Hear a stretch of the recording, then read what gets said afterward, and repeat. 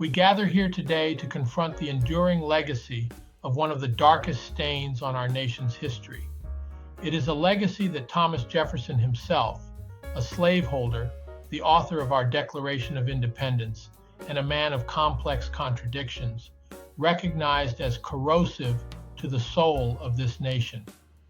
In his writings, Notes on the State of Virginia, 1785, Jefferson warned of the moral and societal degradation wrought by the institution of slavery. Jefferson's views on slavery were grounded in the law. As a professional lawyer in 1774, he published a summary view of the rights of British America, complaining that Parliament's exercise of its supreme lawmaking power undermined colonial America's autonomy. He referred to the American Colonies Act of 1766, which abolished colonial laws denying or questioning parliamentary sovereignty. He then admitted in the Declaration of Independence that slave codes and Negro laws, coined as most valuable laws, were abolished by British legislative acts. Further, the Treaty of Paris of 1783, which Congress ratified, freed all British subjects in America, making it clear that the 500,000 black colonials, free British subjects, should have been set at liberty under the rule of law. Yet Jefferson's insights went beyond legal arguments. He feared the cultural and moral corruption that slavery would inflict upon both the enslaved and the enslavers. He wrote, "There must doubtless be an unhappy influence on the manners of our people produced by the existence of slavery among us.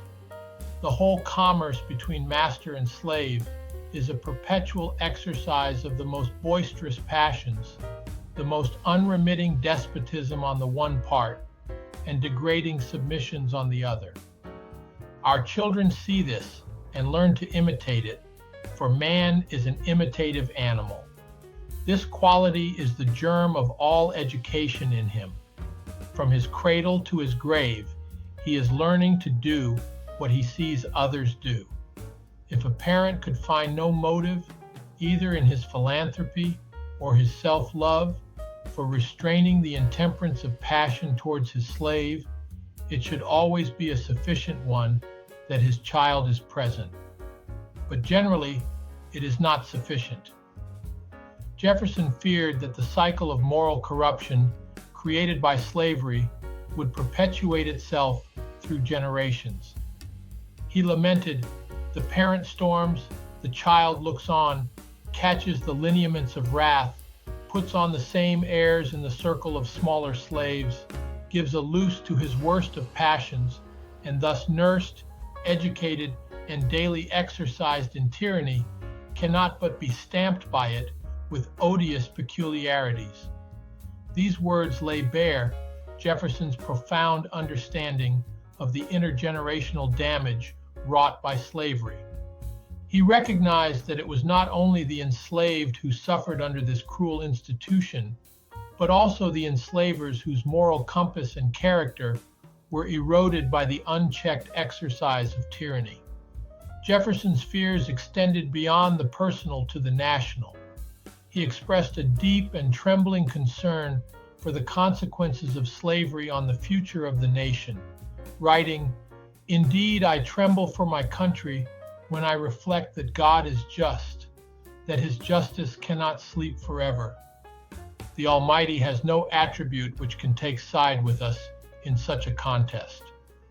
These words are a stark reminder that Jefferson, despite his participation in the institution of slavery, recognized its inherent evil and the peril it posed to the nation's soul. He lamented to his dying day that Congress had mangled the Declaration of Independence, failing to address the fundamental contradiction of a nation proclaiming liberty while perpetuating slavery. Let us not tremble in fear, but rise in determination, knowing that we can right the wrongs of our past and forge a future worthy of our highest aspirations. Please share and visit our website at Wells Center on American Exceptionalism and look for future videos.